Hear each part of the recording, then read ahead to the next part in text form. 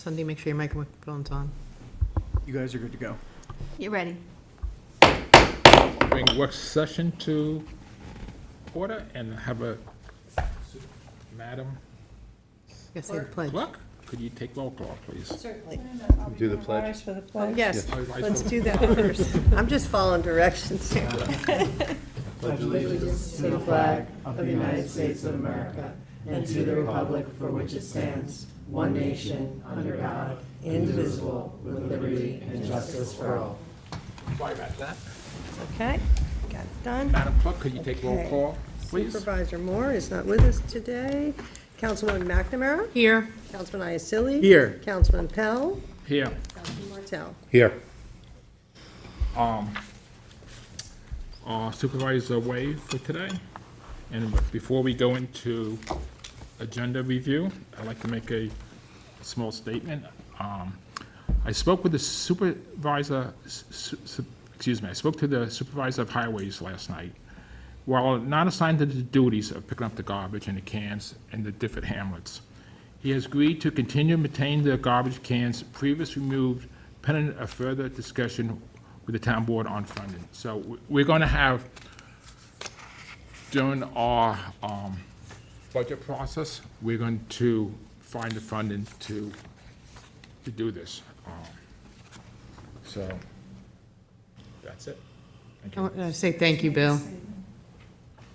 Hello. Cindy, I think No, I just wanted to say thank you, Bill, for Yeah, your, thank for you. your working on this, and We all it's, did, was it not me, it was the whole town board. I don't like to take credit for something, but it was all, Marie was not here, but she had some input on it too. So all of us worked together to get this done. Good morning. Just very quickly, I'm Stella Flame. I'm the president of the Bridgehampton Sagaponic Chamber of Commerce. And on behalf of the chamber, the residents, the stakeholders in Bridgehampton, Watermill, Sagaponic, we thank the board for facilitating getting the service back to us. So we appreciate it. Welcome. Thanks for coming. Thank you. Thank you. Thanks for coming. Thank you. have a good day. So we're gonna start the draft agenda. Minute approvals. Special town board meeting September 9th. You want to, you gonna read, or just skip Do you over? want me? you just read the Read the public hearings, hearings, or Bill. Just read the public hearing. Okay, I'll read them for you. The public hearing number 1, to consider the acquisition of property located at 1232 North Sea Road in the hamlet of North Sea. Public hearing number 2, to consider historic landmark designation of the site recognized as the Nathan Topping Cook Family Home located at 439 Hayground Road, Bridgehampton. Permission to proceed, Bill. Yes. Okay. Town Board Resolution 2025-1030, co-sponsored with council members Martell and Pell.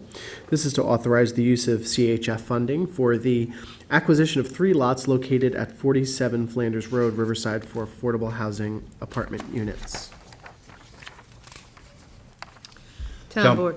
Sorry.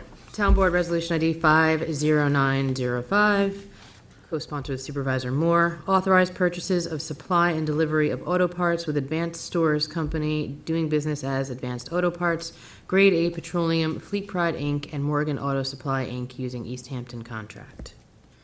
Town Board Resolution ID 50908, sponsored by Supervisor Moore. Authorized supervisor to execute a service agreement with Source Pass Contemporary LLC.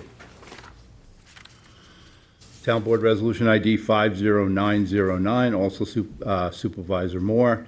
Authorized supervisor to renew the purchase of network hardware and software maintenance from Source Pass Contemporary LLC. Town Board Resolution ID 50848, sponsored by Supervisor Moore. Authorized the supervisor to enter into a contract amendment with Hayduck Engineering LLC for municipal engineering consulting services. Town Board Resolution 50914, sponsored by Supervisor Moore. Authorize the supervisor to execute a contract amendment with Daniel R. Velasco, PEPC, as it relates to the Fire Island Inlet to Montauk Point FIMP project. Town Board Resolution ID 50880, sponsored by Supervisor Moore. Authorize the supervisor to sign a contract with the Rayner Group PE and LS PLLC for surveying and preparation of an official map in connection with the Riverside Sewer District. Town Board Resolution ID 50911, co-sponsor the Supervisor Moore. Authorize the supervisor to sign a sole source contract with International Code Council ICC for building code books and digital codes. Town Board Resolution ID 50928, sponsored by Supervisor Moore. Authorize the supervisor to sign agreements with surveying firms for the Fire Island Inlet to Montauk Point FIM project. Town Board Resolution ID 50824, award and authorize the purchase of one 2025 Ford Ranger Super Crew from Otis Ford, Inc., using New York State OGS contract for vehicles Class 1 through 8 statewide. Town Board Resolution ID 50913, sponsored by Supervisor Moore. Declare item surplus and authorize disposal of vehicles. Town Board Resolution ID 50857, sponsored by Supervisor Moore. Declare item surplus and authorize disposal of vehicles and equipment. Town Board Resolution ID 50871, co-sponsor Supervisor Moore. Recall and rescind Town Board Resolution 2025-1009, award and authorize the purchase of one 2025 Ford F-250 Super Duty from Nielsen Ford of Morristown, Inc., using New York State OGS contract for vehicles Class 1 through 8 statewide. Town Board Resolution ID 50912, sponsored by Supervisor Moore. Recall and amend Town Board Resolution 2025-571. Authorize the supervisor to execute a contract with Corey Humphrey to provide part-time program coordinator services for the Peconic Estuary Program. Town Board Resolution 50864, sponsored by Supervisor Moore. Notice to bidders for used Ford Transit Connect cargo van for animal control. Town Board Resolution ID 50840, 2025 notice to bidders for activity vehicles. Town Board Resolution ID 50907, sponsored by Supervisor Moore. Accept PSEG rebate and amend 2025 capital budget for sustainable infrastructure projects. Town Board Resolution ID number 50924, sponsored by Supervisor Moore. Amend the 2025 budget for various departments. Town Board Resolution ID 50906, sponsored by Supervisor Moore. Authorize closure of capital project. Town Board Resolution ID 50925, sponsored by Supervisor Moore. Deposit monies into escrow account for professional services in connection with the Watermill Building Supply Incorporated site plan application. Town Board Resolution ID 50882, resolution of adoption amending Town Code Chapter 64 term limits to eliminate term limits for zoning board and planning board members. Town Board Resolution ID 50885, sponsored by Supervisor Moore. Resolution of adoption amending Town Code Chapter 330-163, Organization and General Procedure of Zoning Board and Appeals, and Chapter 330-181, Organization of Planning Board, to reduce the term of Zoning Board and Planning Board for members from 7 to 4 years. Town Board Resolution ID 50890, co-sponsored with Councilman Iacilli. Authorization of road closures and cost reimbursement waiver for San Gennaro Feast of the Hamptons to be held September 13th to September 14th, 2025, from 10 a.m. to 10 p.m., with the rain dates of September 27th to September 28th, 2025.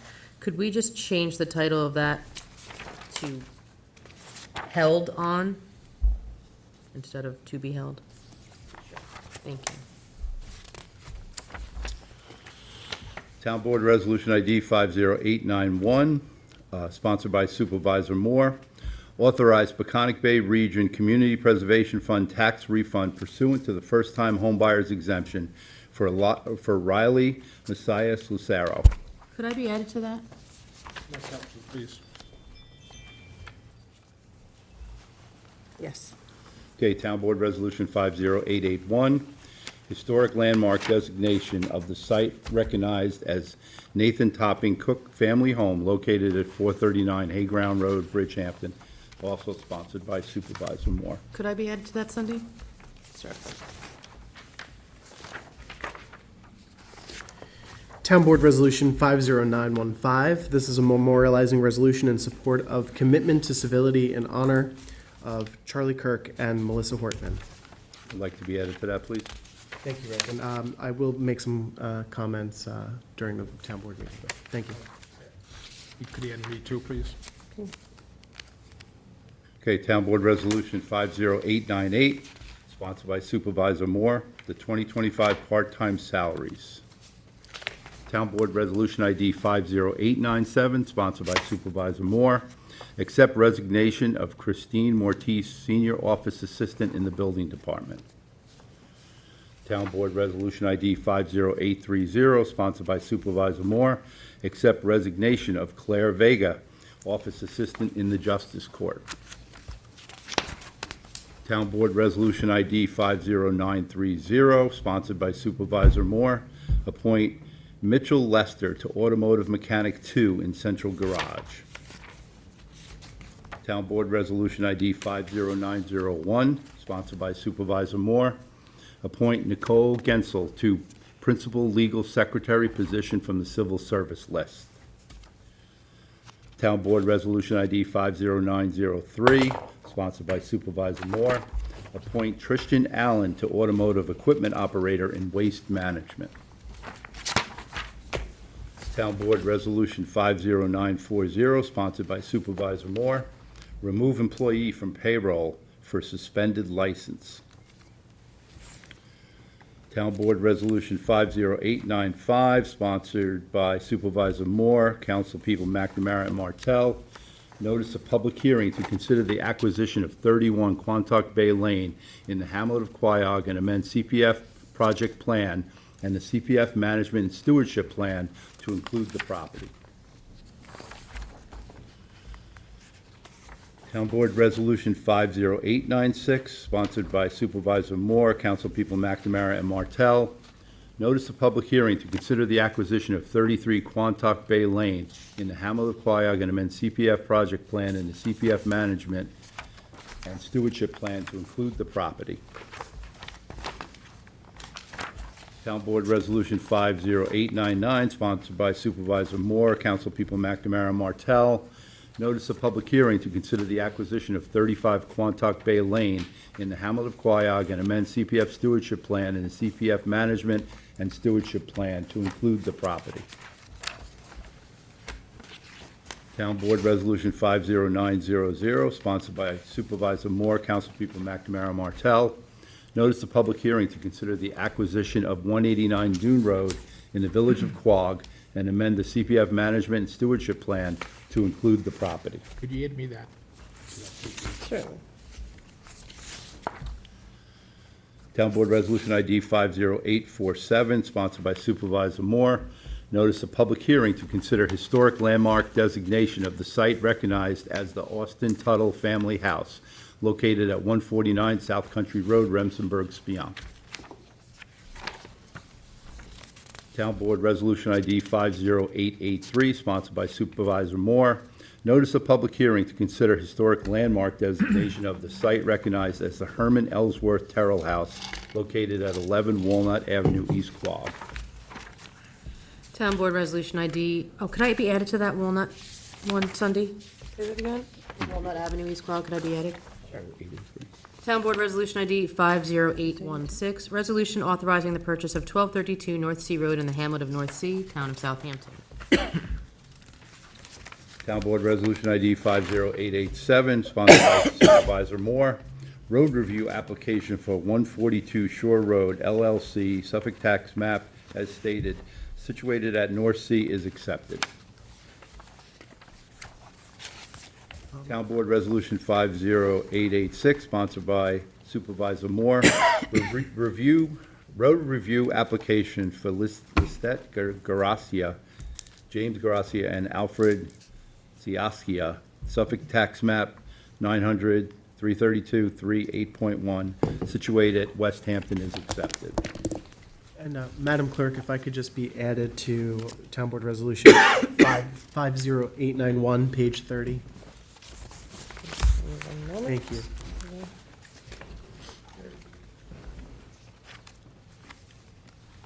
Okay.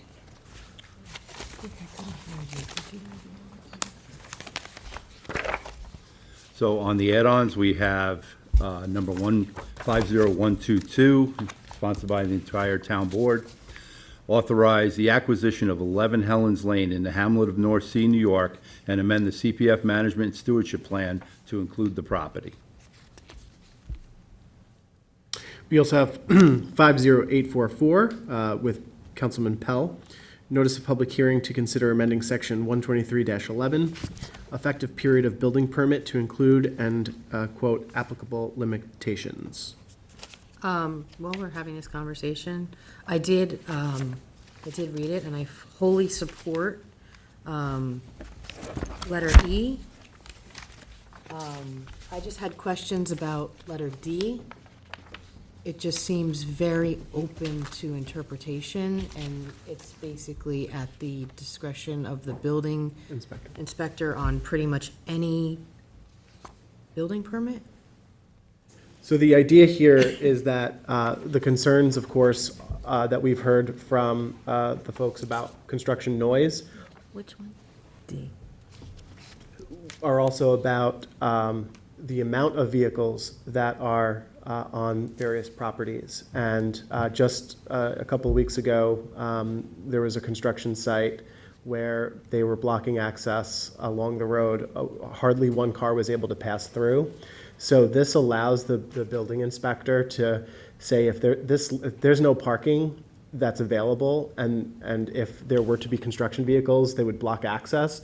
This gives the chief building inspector the ability to say, okay, maybe we could find a location where they can park, or provide parking on site, to make sure that there is access for not only the construction workers to park on site, but also leaving access for traveling vehicles. Because a lot of the contractors, they'll bust the people in, or they'll make like if it's in the village of Southampton, they'll rent space at the beaches, and they'll bust the people over, or carpool them over. But some contractors, they just block the whole road up and down. The neighbors complain.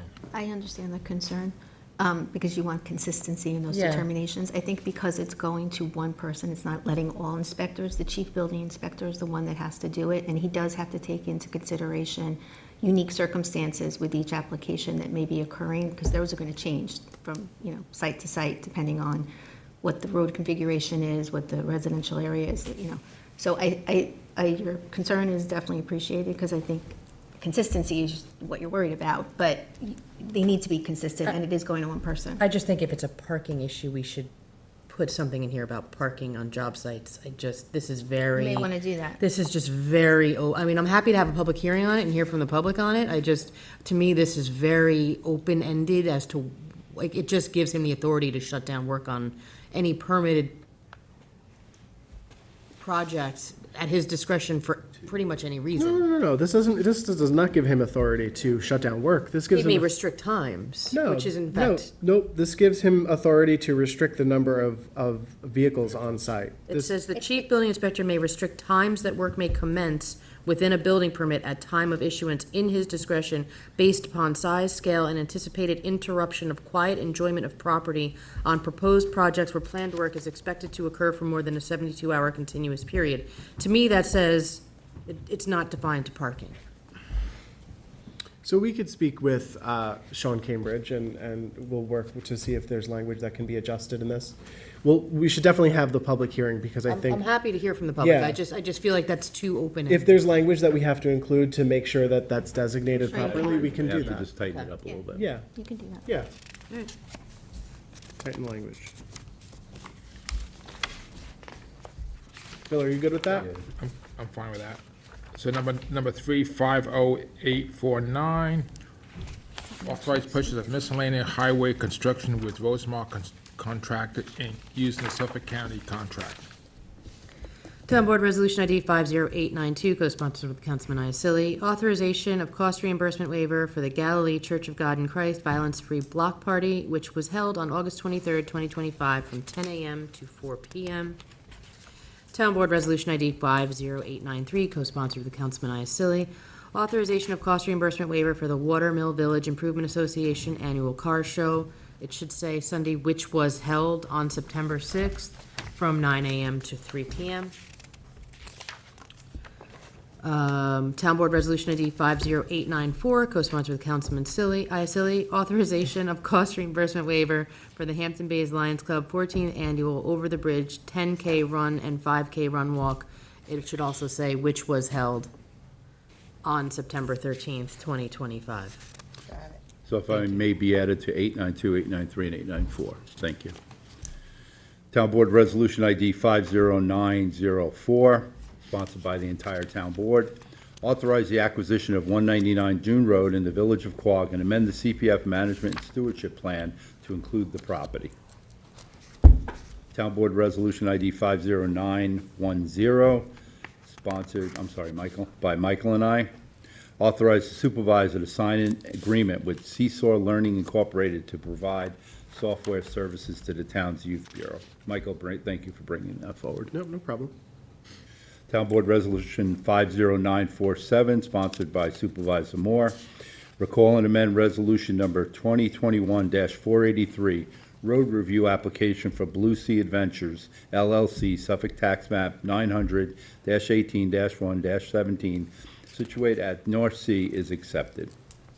Town Board Resolution ID 50948, co-sponsored with Councilman Martell, recall and amend Resolution 2025-1072 to extend expiration of zone change approval for the application entitled The Preserve at South Country Road in order to correctly identify the subject parcels. This is purely to put the correct tax map numbers into the resolution. And just so the board knows, there'll be an 11th add-on, and it is going to be a resolution that's going to be amending a prior resolution just with respect to a check number for a maintenance bond. Thank you. That ends our draft agenda. Do we want, I know we have Ryan here, and it's not 10:30 yet. Do we want to do liaison updates now and then move into that? It's up to you all. It's close enough. Okay. That's fine. Christine, up, Ryan. the resolution will be coming from Nicole? Nicole. Okay.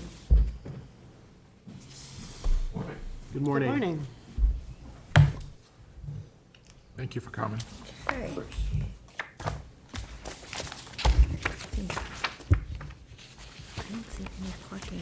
Ryan, hand them over to me. I'll copy stamp them for you. It's not in there, that's what I mean. You want it in That's the reason. Parking constraints on the property that I want. I think I have them. Parking constraints on the property. I'm gonna, This to me is too open, there's too many reasons why there's people 6. unilaterally decide to there? restrict I work. get what you're saying. Yeah. You wanna take Maria's? So that, I mean, that's what I mean, it's not in there. Yes, this is enough for You would everybody I know need. that was. There's enough, No. and I think one was attached to my, I gave, yeah, I sent it over electronically ahead of time, so you have so it. Kim, being who she is, printed it out and attached it to the agenda. Efficient, that's one. Hope he does that with everything. That's too amended. Leave you all to it. Our agenda, And I think for him, it puts pressure on him, to come to him and say, you could have, you know. Yeah. Good morning, board. Thank you for having me. Thanks for coming. We got a little busy this year. Normally, we would have done this presentation a little bit earlier in the year, but happy to be able to get to it. Better late than never, I guess. So this is the annual code enforcement stats report, just kind of capturing the activity from rental permits to complaints and inspections and, you know, more quality of life issues throughout the town that code enforcement deals with on an annual basis. To go along with this, and just for reference, we've started putting fire marshal activity stats reports onto the website as well. So anybody that wants to see that in terms of, you know, quantity of inspections and tent permits and special event permits and things like that, to kind of gauge activity on an annual basis, that's available on there. And as of today, this is posted to the website and is available for the public to be able to see. I just got confirmation from CRC that they put it up just before coming into the meeting today. So is there a window when you first log on, or do we have to So when you search for go this? under at the top of the page, if you go under the tab that says government, scroll down to see public safety, and underneath that you will see emergency preparedness, fire marshals, code enforcement. You click on code enforcement.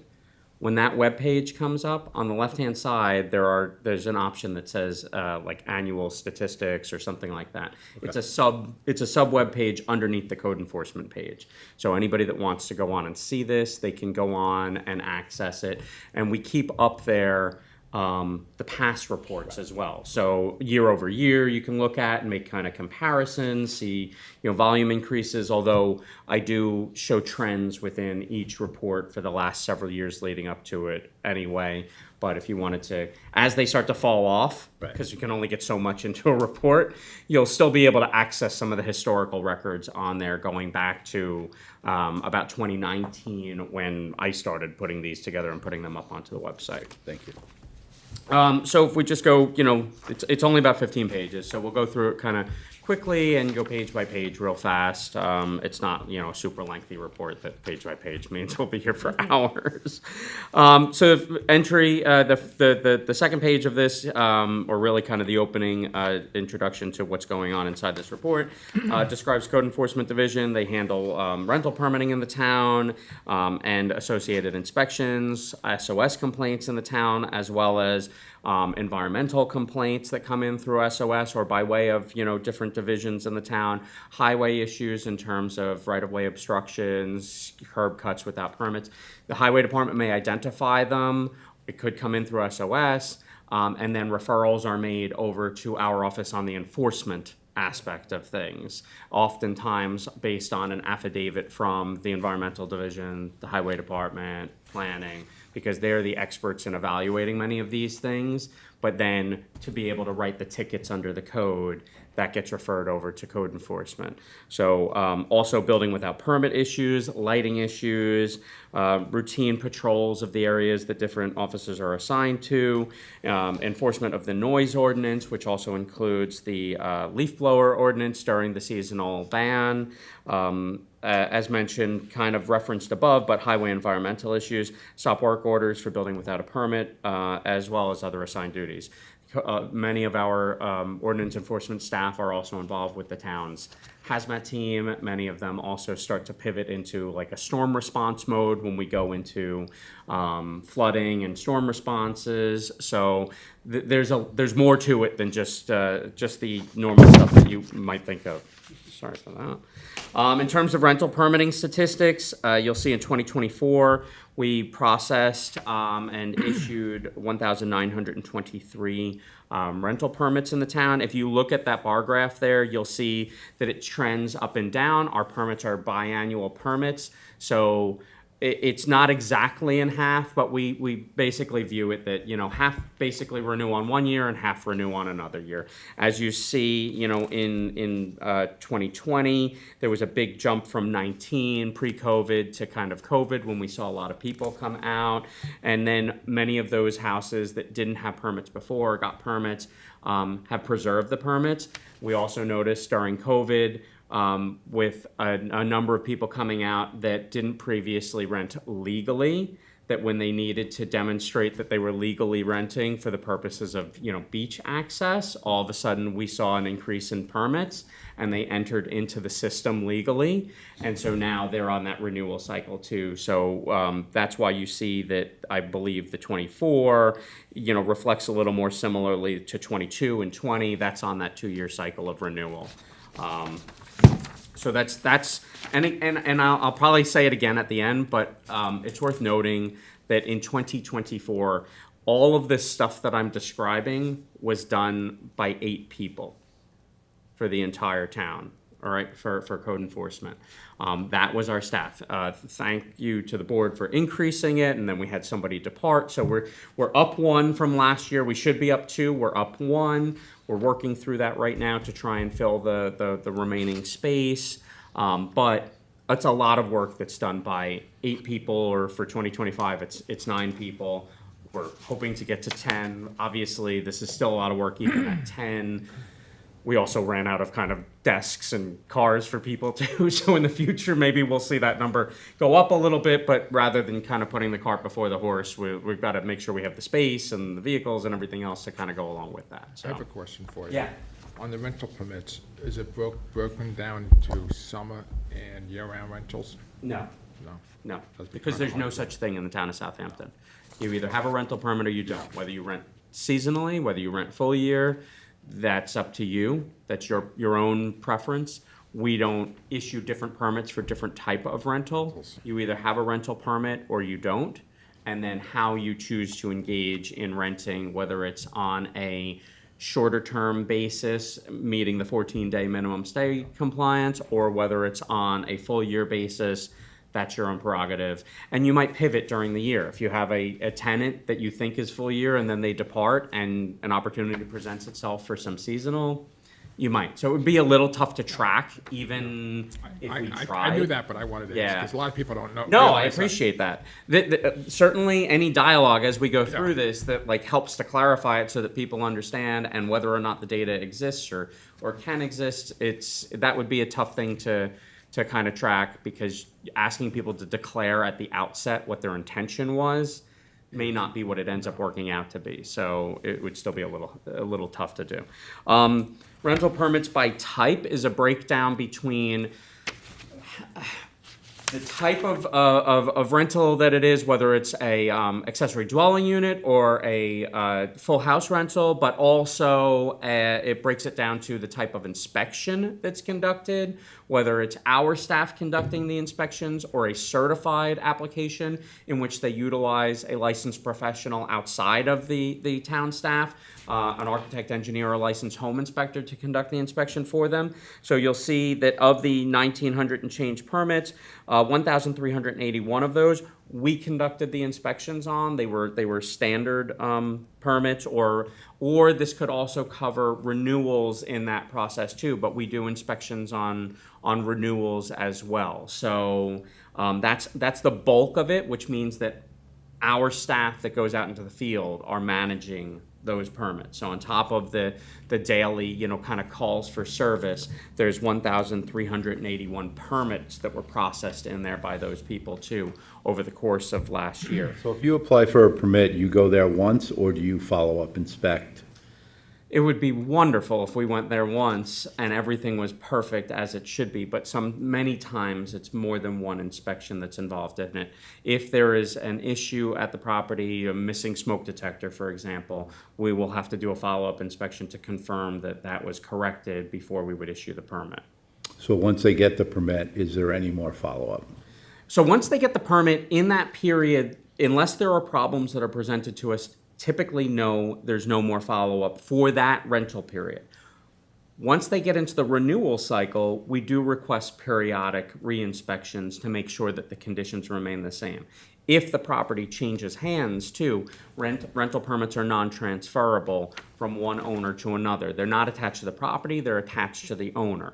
So if the rental property changes hands, then the new owner would have to request a new rental permit, apply for a new rental permit, and there would be an inspection that would be generated as a result of that, unless, in unique instances, the previous inspection was within the last couple of months and then the property changed hands again. Rather than put, more of a hoop to jump through on that, if we did an inspection in May and the property somehow changed hands again in July, June, maybe it went from private ownership to an LLC status ownership, which technically counts as a change in ownership status. They would have to reapply because it's a different name, even if the principals of the LLC are the same people that were the private owners before that.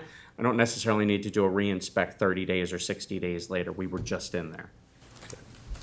All right. And we've been doing a much better job of asking for periodic re-inspections in the renewal process. When we see that something hasn't had an inspection in 4 or 6 years or whatever it is, we're looking to just check on the status again, do a re-inspect, at which point the people have the option of either us doing that re-inspect or they can hire an outside licensed professional to do it. In terms of SOS statistics, the Southampton Online Solutions platform where people can submit requests for service or complaints. In 2024, we received 1,951 complaints through that. That does not capture, complaints that are coming in through like the 911 system or the non-emergency line to the police department, and then dispatchers are sending it directly to code enforcement staff out in the field. This is just through SOS. Of that, 106 of those 1,951 came from they were highway or environmental complaints that in almost all cases we ended up getting involved with. Could I actually ask you a question about that? I know that we made a change to the delivery of those submissions. You have to provide your name. You can't submit anonymously, which I think was a good step. I was at the Hampton Bays CAC last night, and there was a question about whether or not, now I haven't noticed this, but in the body where you provide the information, they said that it's limited on the number of characters you could provide, and I understand that when you receive submissions on SOS, one of the most important things is having the correct information, like time. Do you know if is it limited on the number of characters you can type in that box? I would have to confirm with GIS, Ross and James and the team over there to see if there's a limitation on it. But we've gotten some fairly lengthy. Yeah. I've seen a I letter think one of some the are- things that I would suggest to people is that they, not to sound like an old TV line, but like stick to the facts, just the facts. Sometimes we get long narratives in there Right. and commentaries. Oftentimes they're not so favorable in terms of the Understood. comments put in. Yeah. But if you're reporting, an overcrowding allegation that you believe that that's happening and it's on the basis of vehicles that you're seeing or garbage or something, you don't necessarily have to do complete sentences. You don't necessarily have to describe what's in the garbage. Brief or, observation but and just, time frames. 7 cars routinely at night. And now that we need their actual information, they can also just can put always in there, reach back I out. have a lot more information if you'd like to Yeah. speak to me about it. Yeah, they can do that too. I just want to mention it was Yeah. something that was brought up, I think, because I know that the clarity of the information, enough information is important, because if there's not enough information provided in those submissions for, code enforcement to go out and see what's really happening, they have to kind of Right. close it out because there's not enough information. Yeah. So sometimes we'll get go back to an overcrowding where the people will put in the complaint. Way too many people living here. I shouldn't have to see this. Well, that's Right. if there is a character limitation. Yeah. That's soaking up a lot of it, Right, right? right. If you're observing 8 to 10, and it's a 2-bedroom house, then all you need to put down in there is 8 to 10 people. Yep. You don't have to say way too many or anything Sure. like that. The what you're seeing Yep. and just kind of sticking to Hone in on the exactly what you're details. seeing Yeah. is the more important thing for us to get on that. Right, understood. That's one of the things we're encouraging people to give us full reports, times, dates, Yes. everything, so. I'll check on the character limitation though too and see if there's a way to even potentially increase it a little bit. But even with that, I would just recommend to people that they try and. I mean, keep if to it just seems, the details. and I actually said that, last night, I said, make sure that it's just sticking to the details. But, I mean, if there is a significant limitation, maybe that can be adjusted, possibly. But let me know what you find out, that's Yeah. all. Yep. Not a Thank problem. you. I have another question too.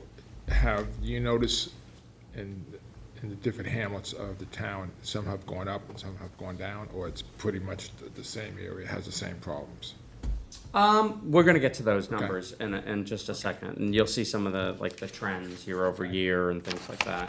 And it's broken down Sorry, kind I of. didn't mean to jump. Yeah, no, it's definitely a good question. And the next page of the report, you'll see, and anybody that accesses it online will see the types of SOS complaints that come in each year.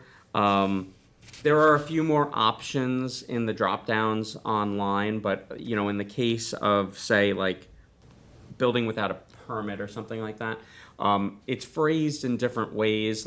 Illegal construction might be a drop-down option or something like that comes up. I blended a few of those together where the category was basically the exact same thing, but just phrased differently to try and consolidate the numbers a little bit. But we didn't lose any numbers in the case of that blending. They've just kind of merged into one category. So it gives you a breakdown, by the types. The next page with the bar graph shows you the top types of complaint by year. And if you look at, 2024, these are pretty routinely some of the top types of complaints that we see throughout the town. Complaints and allegations of illegal renting, general property maintenance complaints, overcrowding complaints, what's categorized generally as housing issues, which is a very, very general category and can encompass a variety of different things, and then construction-related or illegal construction or building without permit type complaints. This breaks down kind of the top complaint categories, and you'll see that, over the years, the numbers are relatively the same. Obviously, you see, in 2020 with COVID and some of the restrictions, some peaking out of certain numbers like construction-related complaints and things of that nature. And illegal renting, you see, peaks out in 2020 as a complaint that we saw as well, with 24 being, down in some categories versus other years up in some categories. I think some of it might be more complaints, some of it might be more use of the system, knowledge and use of the system. It maybe doesn't necessarily mean that the problems are going up as much as the awareness and use of the system. This also doesn't effectively capture repetitive complaints. So sometimes we'll get an individual that's very upset about what they're seeing, and they will put in the same complaint 6 or 7 times in a row over the course of a minute or 5 minutes or 10 minutes or 10 days.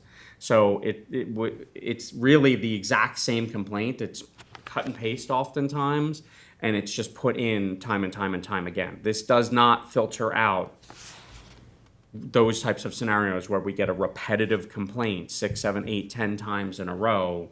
And this happens where over 5 minutes, the same complaint will come in 10 times in a row from the same person. This doesn't discount that. It adds that into the total numbers and counts that where maybe we really should count it as one complaint. I want to mention that because as we get into the Hamlet breakdown and things like that, I don't want it to necessarily look like more problems in a place when it may be one problem that's repeatedly mentioned, So before we move on, Yeah. just the debris dumping and the debris dumping litter complaints, I should have merged those. are they in the chart? Where are they in the chart? In the bar graph? Yeah. They're not. Okay. And what about leaf blower complaints? They're not in there because it's not, they didn't fall into a top complaint category versus some of the other ones. But the numbers are captured in the types of complaints. Right, it's just growing concerns that Right. people give us. So I didn't Yes. want to see the numbers skewed, over the last 5 years. Okay. Yes, and particularly like with leaf blowers, that's a lot. That's a lot of repetitive complaints in there, where it's the same house or the same property, and over time. And so like this year we did some outreach to that, and there were a few streets in Hampton Bays where I believe we've seen decreases in the quantity based on going out and flyering and providing information about the leaf blower restrictions. Okay. So I'm hoping that 25, in some of those streets, we might be able to see. So we may be able to take a deeper dive between 24 and 25 on like leaf blower complaints, for example, to see if some of the outreach from this year was effective, and we saw decreases in the complaints off of that street. But do versus last year. you also document complaints that are made out of the season when it's not even applicable? Oh, yeah. So They're in those there are too. documented in there too. Yeah. So we would have to kind of cycle out when it was an actual Yes. time frame that it's. Yes. Yes, and even if we determine that something is unfounded, perhaps, where, maybe the complainant thinks that it's an electric leaf blower, a gas leaf blower that's being used, but it's actually an electric leaf blower that's being used, so it's compliant. That complainant may put the same thing in like 10, 20 more times because they still don't want to hear it. Whether it's gas or electric, they just don't want to hear it. So there'll never be 100% way to like rule out some of the statistical aberrations that occur in here, but I would definitely like to see the trends if, Yes. based on the outreach that we're doing at some point yeah, next I'm year. curious to see the Yeah. 24 versus 25 in particular. The next page breaks down complaints by location, by hamlet and village. And of course, also included in there is when the location is unspecified. or doesn't fall into our jurisdiction in some cases. That's the null category at the top of it. I thought that was a new hamlet. You know, you didn't get a new hamlet. And Now, we get complaints from the villages, but we don't respond? we'll forward those complaints over to the village in many cases. And then depending on what the nature of the complaint is, we may still, some of the villages we do, like Sagaponic, we provide service to. There are some of the villages we provide fire marshal services to, so there may still be a possible response on some of them, depending on the village. So the first page is 2019 to present. Then 2024 is on the next page. A lot lower numbers, a little less panic versus the cumulative numbers that are on that first page. And then we go to top locations by year on the page after that. Hampton Bays. Routinely the top. Does that mean there's more problems? Does that mean that there's more population? So proportionally speaking, like there's other things that have to, I think, get factored in there. But this is SOS, this is not called-in complaints, these are not complaints that are Correct. called into our office that we forward to you. Correct. Because, I mean, I'll sit down with, people from Flanders, and I'll personally hand you a page Yes. of complaints that we respond to and address outside of This this. is just based off the SOS system. So this is not from interdepartmental? No, Okay. no, this is just based off the SOS system. So when my office takes in complaints, So that's all or on people top call of it this. in, we will pretty routinely, my staff will pretty routinely enter those complaints into the SOS system on call-ins so that we can track it. But when we get things interdepartmentally, when we get things through the police 911 or non-emergency line that are dispatched directly to officers in the field, that's not captured in this statistic. So when those complaints come into our office or from us, we should realistically be putting them into SOS, Putting them just so into that the- there's a record. Putting them into the SOS system would help with the tracking. And if the person wants recontact, getting the information in there, or if it's, staff from your office or one of you that's putting them in, and you want to put in your own email address so that you get the notification of any updates to it, so that if the complainant calls back, you'll have information to share with them too. It's certainly helpful for statistics. Sometimes it happens, sometimes it doesn't. Sometimes a walk-up person comes up to you in the parking lot or at a meeting, and then you just, get that information over to me or somebody on staff as soon as possible.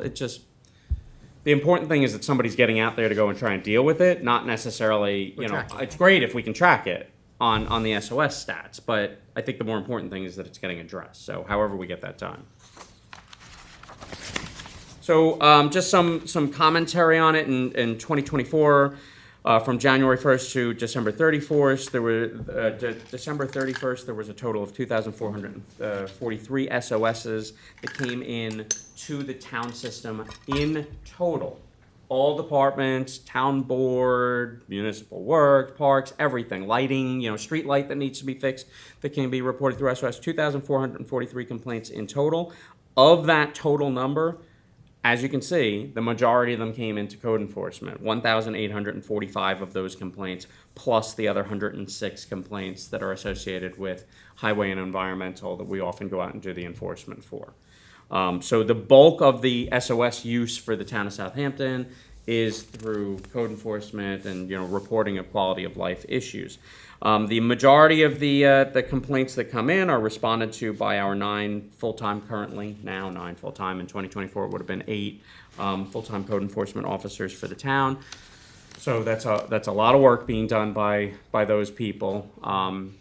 That's our full-time staff. Seasonally, those same staff people are working overtime on Friday and Saturday nights, going out and covering. We're not, upstaffing with more people. And can you for the just talk season. about the hours of the code enforcement officers per day? Just, I think there have been questions about how long are they working Yeah. for?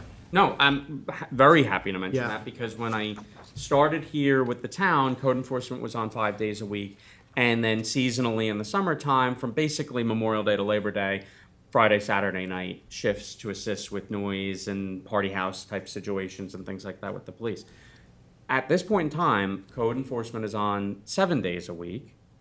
Monday through Friday, typically the hours are, the first staff people are coming in around 6:30 in the morning, and the last staff people are leaving at about 6 o'clock at night. So we have Monday through Friday, basically half the day covered. We have 12 hours of a day covered with these people.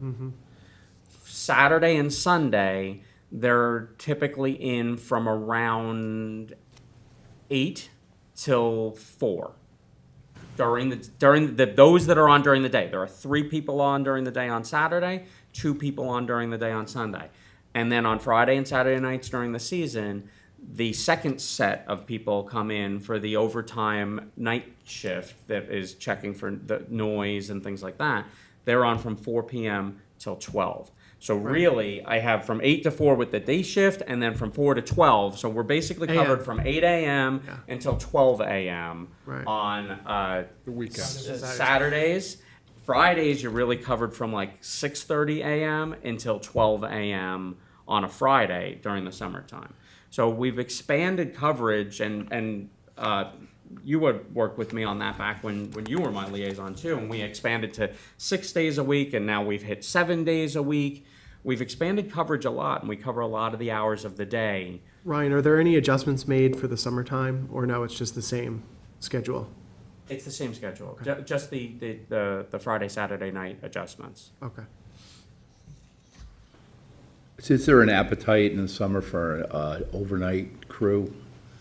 How would that work? I mean, you're not going to send one guy to the door for a complaint. Yeah. You're going to need police backup. Like, a whole nother industry, I Code think. enforcement are not peace officers in the state of New York. They have no arrest, detention powers, anything like that. We put them in a ballistic vest when they go out at night for their own protection. They have no defensive, training or anything like that in terms of, use of force. You start to cross that threshold after 12 a.m.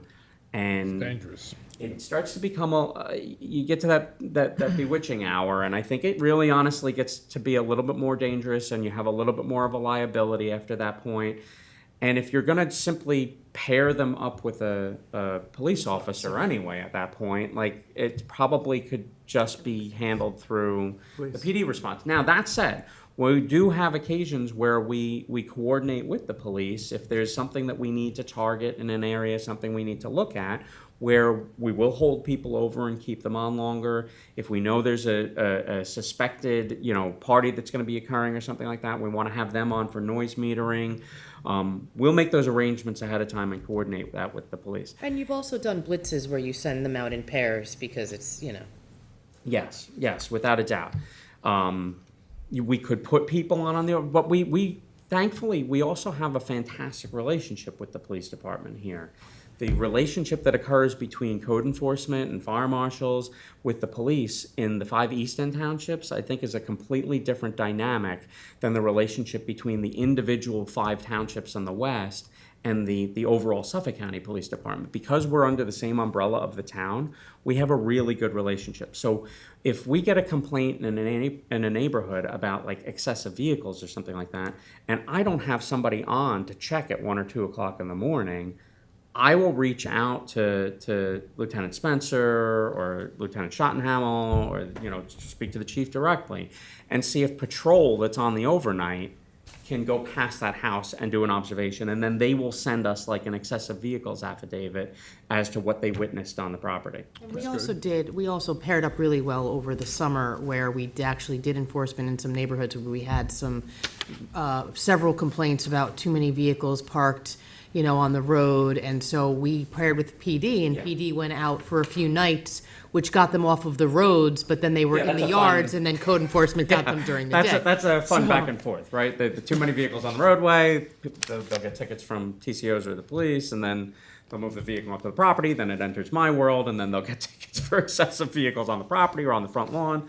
And it turns into, finally, the message tends to get through. It's just an example of how you guys do work together really well. exceptionally. That's great. No, the public needs to know that there is some, at least eyes on what's going on. Yes, without code, we still have ways through the cooperation with the police department to see some of these things at night, and check on them. Does it happen day of? Not necessarily. It might take a couple of days or whatever it is. Patrol will work it into their schedule, and most of these observations can't just be done one and done. It has to be like a recurring condition that we can document is actually a problem. Otherwise, for example, excessive vehicles, which also often comes up as a complaint, people are allowed to have house guests. You know, it's about the permanent occupancy of the house, right? You don't really want to be knocking on a door on a Tuesday morning or something like that because we observed 8 cars on a property on a Monday, and you find out that, well, I mean, the cars are all there because there's somebody in the house that passed away or something like that, and family came in from out of town, and there's a Or somebody's funeral. getting married. Right. Yeah. So there are legitimate, rational reasons why somebody might have some excessive vehicles for a day or two. Is that condition occurring over weeks on end? Is it occurring over months on end? Whatever the case may be, we have to build that up, so. SOS statistics, they just kind of a continuation of the comments. Highest area of leaf blower complaints were Hampton Bays. West Hampton was next. North Sea was underneath that. But you'll see it's a huge drop off, right? So 62 complaints in the Hampton Bays area, 25 in West Hampton, and then the third highest one was 9 in North Sea. After that, it's single digits in other hamlets. So the complaint areas for that are relatively isolated, which is why we did some of that targeted outreach to some of those small high-volume acreage. streets. It's houses close together. Yes, yes. Highest complaint types in Bridgehampton. The other category had 32 complaints. Signage had 17. Outdoor lighting had 14 complaints. North Sea, 56 complaints in that other just general category, 31 illegal rental complaints, and then This is 29 in 2024. This is 2024. Yes, I think we had seen some increases there if I went back to the Hamlet stats, and that's why I mentioned them as just some side commentary there. So on the signage, we're getting a lot of complaints about just the signs being nailed on the pole for contractors up west and all that. What do we do about that? We rip them down, we issue notices of violation, potentially issue summonses if we can get it that far. When we take them down, we also normally, so we first contact them and tell them to remove them. If they're not removed within a day or two, we'll start to take them down. We'll normally call them again and say, hey, you're paying for these signs, you're losing them, they're going in the garbage. Hoping that will be a motivator. If we continue to see them, we issue notices of violation and or tickets as necessary. Right, because I know, I've called you a few times, and you do like a little sweep in a hamlet and try to get as many of them down, and they're back in a few days to a week. Yep. Yeah, it's a constant battle. Right. Sometimes it's the same people. Sometimes we pull one for one business. Somebody else sticks a different sign up there. It's an ongoing thing. Okay. And I know the police deal with it too. They get a lot of complaints about it, and I think they make an effort to try and reach out to these people and get the signs removed as well. I know, like, I met with Hampton Bays Beautification the other day. I know as a group, they go out and remove some of these signs too, and I appreciate the extra help there and, attending to that. It's a constant battle. So does Litter grab them as they drive around, or? Oh, yeah. He's an animal when it comes to that. Yes, without a doubt. Whenever we have a removal of signs from right-of-ways, competition, friendly competition within the office, Dave normally sweeps the field. So. Thank you. Yes. And he'll make a lot of the calls himself to people as he's seeing them. He'll call them, tell them to remove the signs, friendly outreach. When he removes them, he'll call them, he'll tell them he's referring it over to code enforcement for violations to be issued, so on and so forth. Great, So thank he doesn't just remove them, he actively, dialogues with these people too. Enforcement, voluntary compliance is our number one goal, as it always has been. We prefer not to have to write tickets to people. It just gets tied up in court after that point. We really try and educate folks, tell them what the code is. Despite how many years I've been doing this, I try not to be too jaded with it. I'd like to think that most people don't intentionally violate the code, that they just don't know what the rules are. And we try and educate people. If we continue to see the behavior after that, of course, there needs to be punitive measures that are taken. Can I ask a question about that? And I think this is just, again, coming from the public that asks, with respect to voluntary compliance, how many times would you say, and I guess every case is different, right? You have to deal with it on a case-by-case basis, and I assume that's going to be the answer. But if you could just approximate, when somebody is not in compliant and then they're not in compliant again, when do you start issuing tickets typically? Typically, it's like 2 times. Okay. If there's Like strike three, you're out? Zero effort, 2 times. Okay. And we've tried to shorten those compliance periods, right? So notice of violation issued, typically, we try and give, depending on what the nature of the violation is, it could be correctable immediately. Right. It could be correctable 14 days. It could be correctable 30 days. Of course, depending on the Any issue, charge yeah. against the state code, unless it's imminent threat to life and safety, has to be given 30 days notice. Okay. We don't typically write against that. We typically write against the town code. So we can give 14 days. We can shrink that time period. We will typically give a second notice of violation. Right. Which is just a warning. There's no fine at that point. Right. If there's zero effort to correct after that period has elapsed, it goes to a ticket. Got it. And this, again, these are not Depends, rules, right, right? correct. Depending on the nature of it, it might be 1 and then ticket. Typically, we try and do 2 and then Yeah. ticket. But depending on the nature of it, you don't want to keep allowing that condition to exist. If somebody's clearing wetlands, Yeah. you're going to get 1 notice of violation, and if you clear anymore, or don't stop, or don't start to correct, or don't file the applications necessary in the period, you're going to get a ticket. Yeah. We Yeah. need to make sure that we check the box that we're taking an action on that. That's ticket. very helpful. I think people want to know, what's the process, Right. and I think If somebody's partially correcting, they have it's a Yeah. property that's just fallen apart, it's a step. and they start to move in the right direction. We would rather work with them Yep. for 2, 3, 4, 6 months, slowly making progress towards seeing that property correct itself, than issue a ticket, and 18 months later, we're still going through the court process with it. Yeah. No, I think that information is helpful because you want to know what the mindset is of code enforcement and of course, all of these issues are different, but I think that's very helpful information. I just want to say a perfect example of this is what I did with you in Hampton Bays, where we were getting a lot of complaints about signs on storefronts.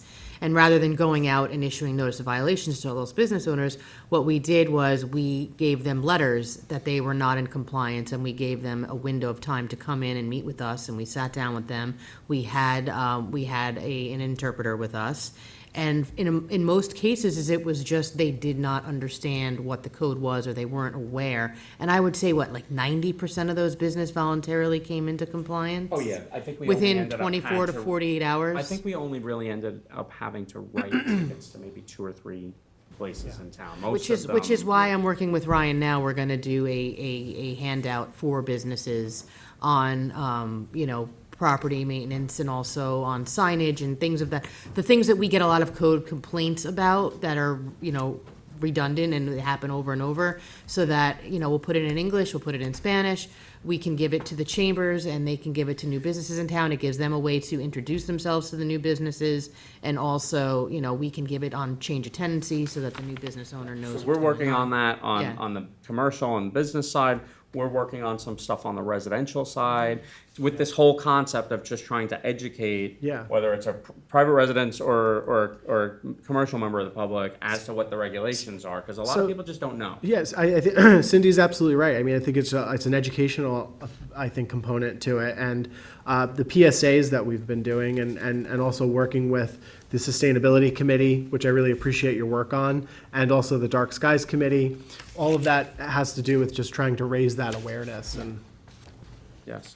So Ryan, on a commercial aspect of it, businesses that still are selling helium balloons that you've talked to several times and are still doing it, how do you react to that? We have to witness the sale in order to be able to write it. So we've had very few tickets for those types of things. And it's the same kind of problem that we end up with even like the leaf blowers.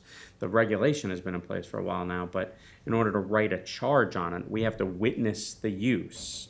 And particularly, in season, that use tends to be like the last 10 minutes of the job.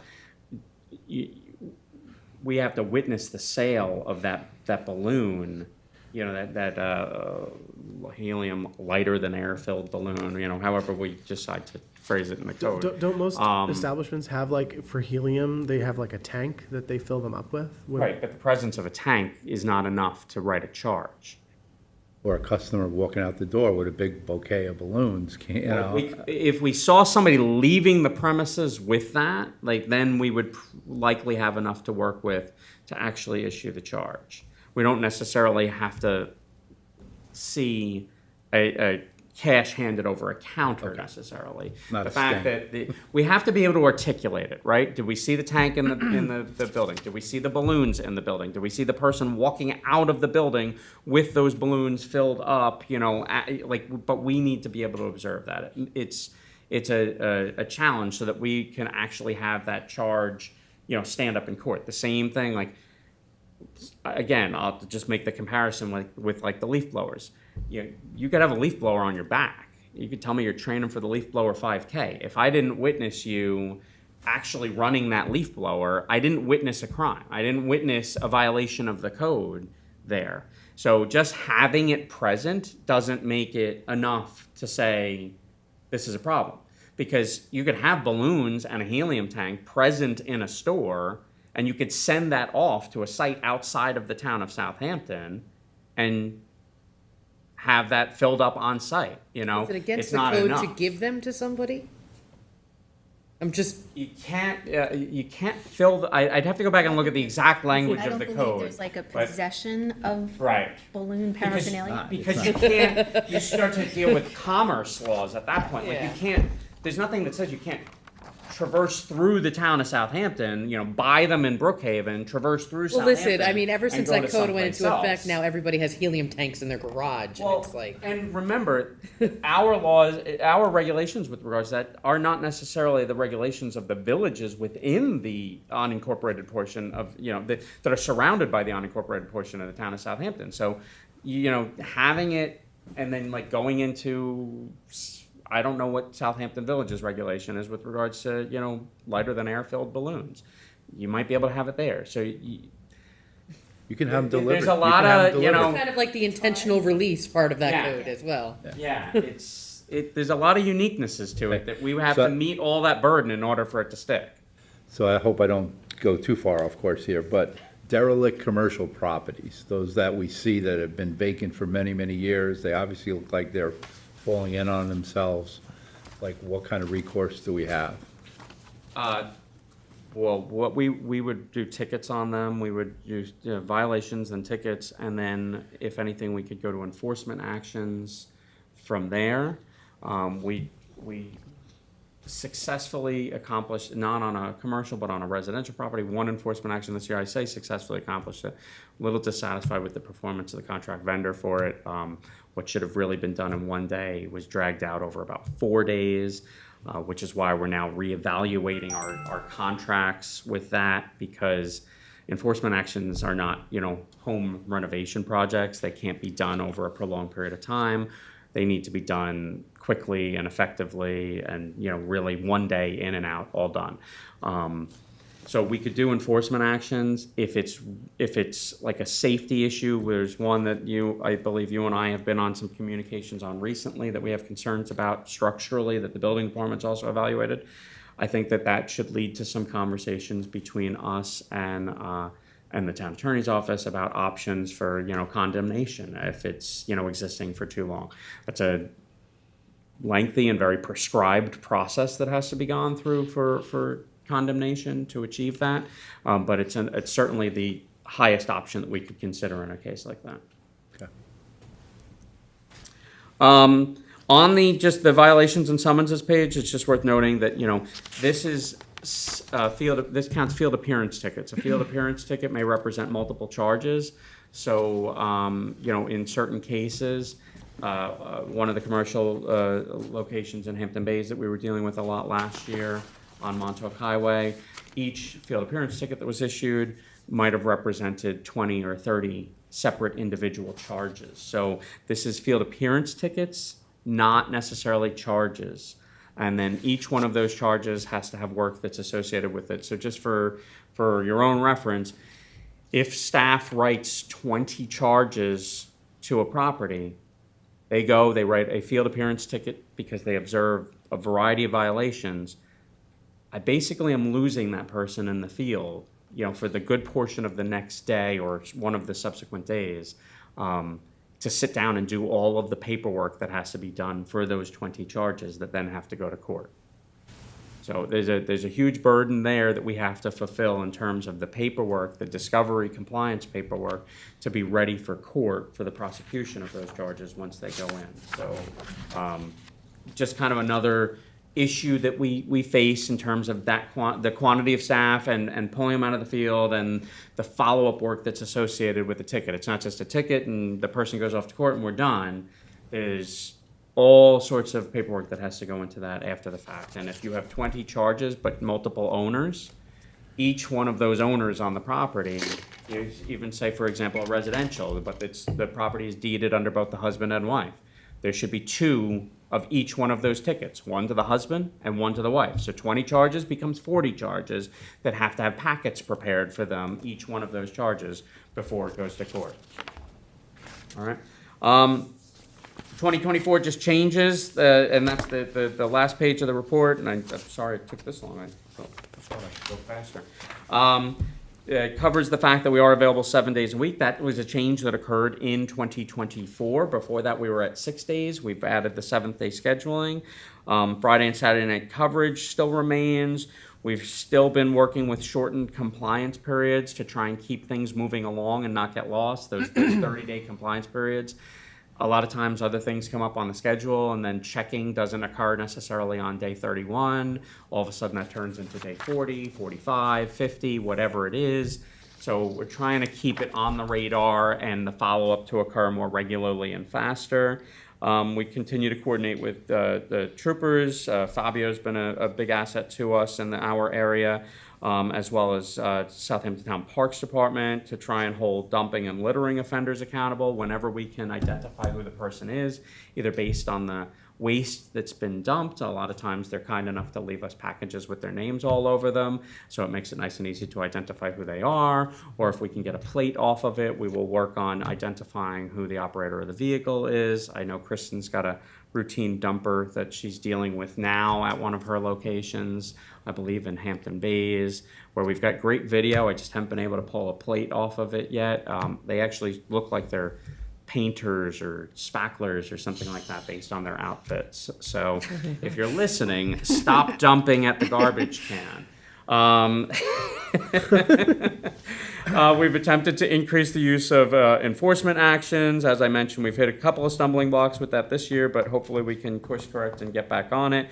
We continue to coordinate with the police. They're a fantastic partner to us in terms of response to complaints. The police department also added they purchased noise meters for all of their sector cars for this year. That was a purchase they did at the end of last year. We've also trained all of their officers in the use of the noise meters in the same way that we use them in code enforcement. That the fact that the police in Southampton Town and code enforcement get along well enough that they're open to the idea of someone with, less police officer, peace officer status than them coming in and talking to them about how we use these meters shows that mutual level of respect that exists between the two worlds in Southampton, and that's really a valuable thing that I think we should champion. New sector assignments, we changed where we were putting people as of, that actually should say May 2025. We just made that change this year. I apologize for that. And we're successfully utilizing more outreach to address alleged lighting violations. We've still seen a lot of success by just calling people. A lot of neighbors don't talk anymore. Yes. And they reach out to us when there's a lighting issue. We will find a number, if there is one on file, from a recent permit application or something like that, and just call them. A lot of times these issues are being corrected before we ever even have to go and issue a notice of violation. People don't realize it. Yeah. So Thank what you, you don't Ryan. have in there is your efforts to be bilingual, to make sure that everybody understands, the Right. language firsthand. The interpreters are nice. You are right. But when you have, a code enforcement agent that actually lived in an area, speaks the language, it's a lot more effective. We had 2 people in the entire Department of Public Safety and Emergency Management when I started that had Spanish-English capability, bilingual capability. And we currently have 5, so more than double. And that's 3 field staff members, Spanish-speaking ordinance inspectors. And then we also have 2 office staff members that are also qualified. And we put them all through language lines assessments so that they are actual, certified for translation. Good. That's great. Yeah. And also I want to thank you for bringing us up for changing regulations. You see something, what needs to be changed, that's really important. Thank you. Thanks for being willing to entertain some of those changes. And we have a few more. Yes, there'll always be more. Over these garbage cans, I have a couple of people brought up. Okay. We'll discuss later. All right. We say it once in a while too, you're not here all the time, but face to face, your efforts in the emergency management of Southampton Town and your efforts across the East End, very commendable, so thank you for that. Thank you. Appreciate that. Thank you. All right. Have a good day. Thank you.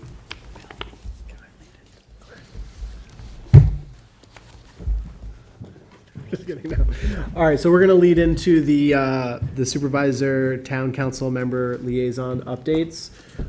Do you want to start on your side, or do? Sure.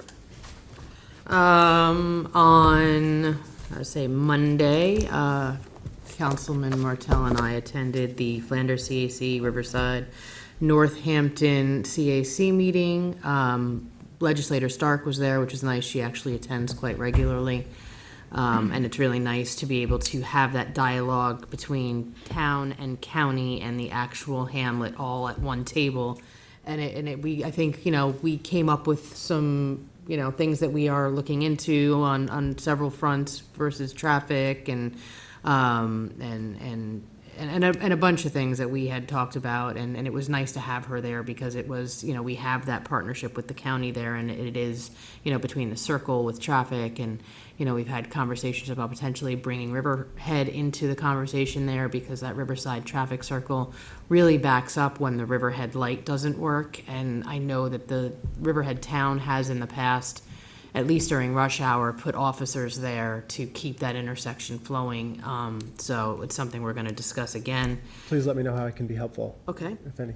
The Maritime Park too, Catherine is working on assisting us in making some of the changes that the community would like to see. So I think she's going to be a big help for Riverside and Northampton. Yeah. And then I just drew a complete blank. I'm sorry.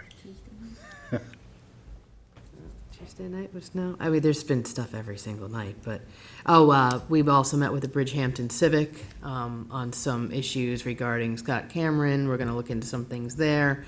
That was a productive meeting with our Parks Department. I want to take the opportunity, at the end of the season to thank Kristen Doulos and John Irwin for all of the work that they do.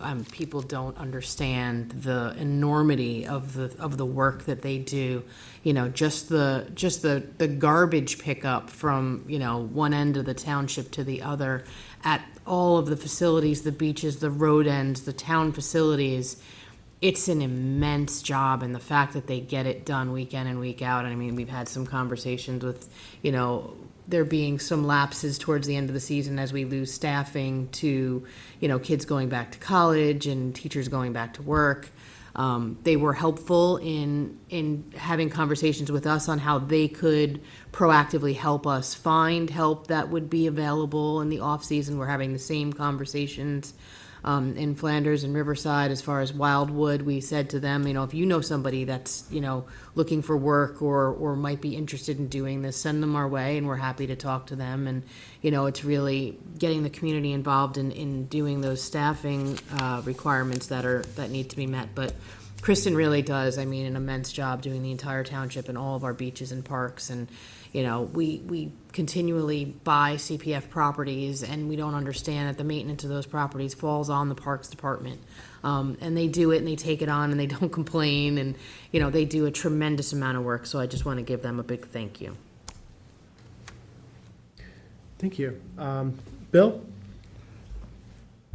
Let's see, about 20 years ago, Fred Havemeyer started a project that on Lake Agawam.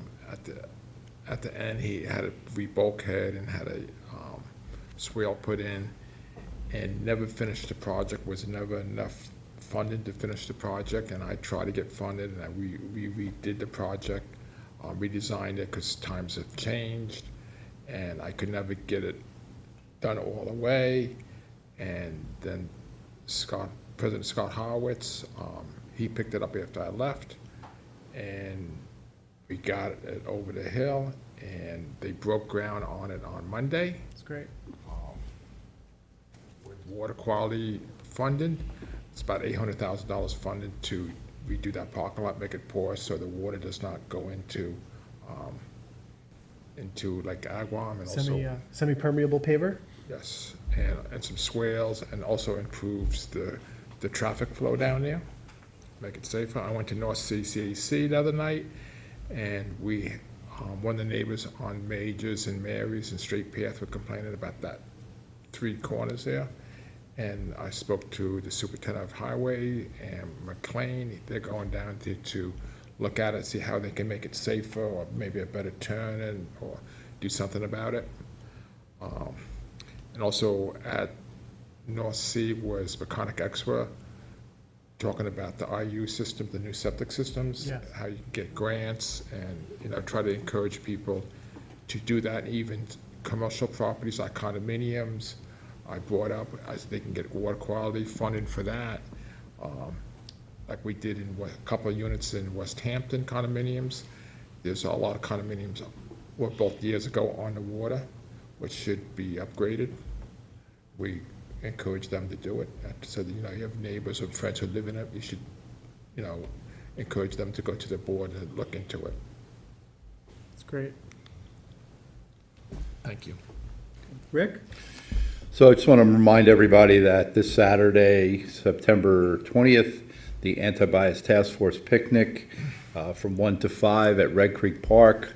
If you've never been before, it's a great event. They have music, food, local community outreach booths. It's just a fun time. It's free. Come down and have a good time. I'm sorry that Ryan left so quickly, but I'd really like to throw out some thank yous. You know, the San Gennaro Feast has been going on for 13 years now, and events like that and the Hampton Classic really wouldn't happen without the benefit of the town, you know, working with the community members to make these successful. So I want to thank, in addition to our town board, Ryan Murphy and Tara Farrell, all the fire marshals. The fire marshals actually have a booth, and they come in, they hand out coloring books, they talk to the kids. I mean, I think they have a lot of fun at it. Latoya Booker and Kristen Doulos from Parks that help us out greatly. Charlie McCardle, Mark Brager, and the Highway Department are there day and night to help us with the safety aspect of it. We do lock down the road, and between them and the police, they make it very safe for our attendees. So a big thank you to everyone there. Thank you, Rick. Thank you. So I just have a couple of things. Was at the Hampton Bay CAC last night. A couple of public safety code enforcement matters. So this presentation was very helpful and pertinent. I want to mention just a couple of things that are going to be happening.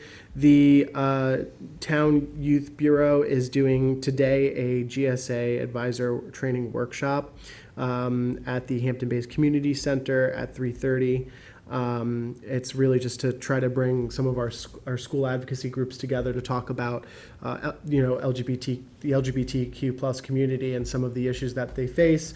I have to really praise Hampton Bay School District, who has played such a integral role and stepped up big time to really help get this thing off the ground. So I really want to thank the folks with the Hampton Bay School District. Assume you're going, I'll be there later today. I'll be there, and I want to thank you, Rick, too, for your partnership on this. It's a really great effort, teaming up with the Youth Bureau and the LGBT Network. I do also want to mention that on Saturday, October 11th, there's going to be the annual celebration, the 26th annual celebration of the Long Pond Greenbelt at SOFO. It's free and fun for the whole family, so please, it's at 10 a.m. If you have time, definitely go and enjoy nature. And I also want to mention, again, September 30th is our pet vaccination and licensing day, where you can get a free rabies vaccine if you need it for your dog, and some a license as well to help us with making sure and ensuring the safety of our pets and our neighbors. And that's at 12 o'clock here at Town Hall, rain or shine. I'll bring my dog. Great. Thank you, everyone. Did you want to? At this time, I would like to close a work session and go to executive session for personnel only. Second. Anyone else have anything else? Okay. Good job. Thank you.